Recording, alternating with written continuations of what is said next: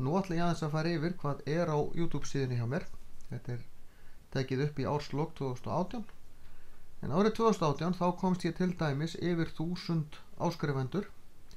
Áhorfin eru komin yfir 500.000 og ég reyndar komið yfir 100 myndbönd sem eru með yfir 1000 áhorf hvert myndband. Og ég líka komin, eins og þið sjáið hérna, í yfir 2500 myndband. 2505, þannig þetta verður myndband númer 2506. Þetta myndband sem ég að gera núna þá eftir að koma hér, en hérna myndband sem heitir Stóra spurningabókin. Það bók sem ég samdi, kom út haustið eða núna í lok nóvember 2018. Þið getið flett upp, bara slegið þetta inn í leit til þess að sjá hvers konar bók þetta En þar sem það eru 2500 myndbönd inn á þessari síðu, þá verði ég að raða þeim upp í spilunarlista. Hérna spilunarlisti sem heitir Ísland, sem nú bara alls konar myndbönd frá Íslandi. Af hverju, þetta eru alls konar útskýringar, af hverju þetta og hitt. Síðan koma náttúrufræðin eins og við kennum hann í Álftanesskóla í 7. bekk, 8. bekk, 9. bekk og svo í 10. bekk. Ég skipti þessum spilunarlistum út eftir því hvað bók við erum að vinna hverju sinni. Svo kemur stærðfræðin í 7. bekk, 8. bekk, 9. bekk og svo í 10. bekk. En þetta ekki næstum því öll myndböndin.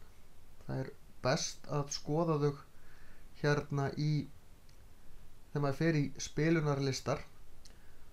Og hérna eru alls konar spilunarlistar. Stærðfræði orðskýringar, 650 myndbönd. Líffræði orðskýringar, 440 myndbönd. Hér ég búinn að taka fyrir, og það eru miklu fleiri orðskýringamyndbönd hérna. Hérna eðlisfræði orðskýringar, 250 myndbönd. Og þið sjá þetta óhemja af spilunarlistum. Stjörnufræði, efnafræði orðskýringar.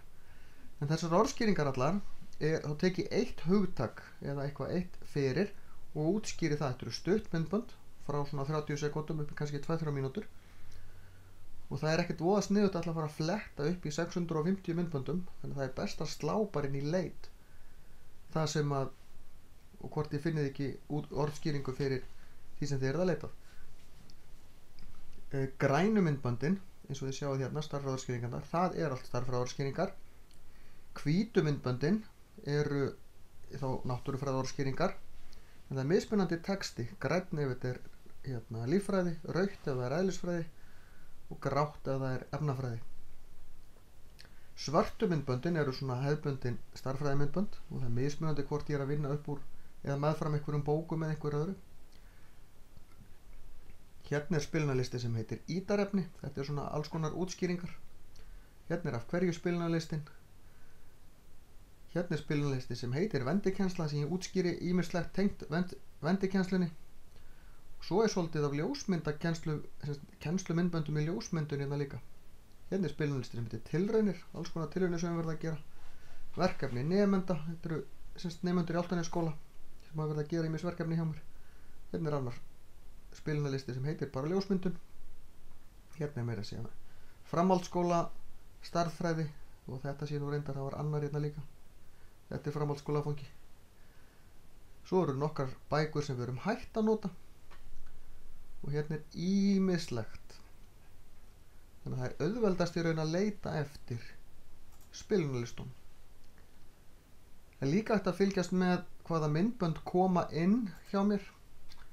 Með því að fara hérna í myndbönd eða vídeó. Og þá sjáu þið hérna, þetta eru síðustu myndböndin sem ég gerði.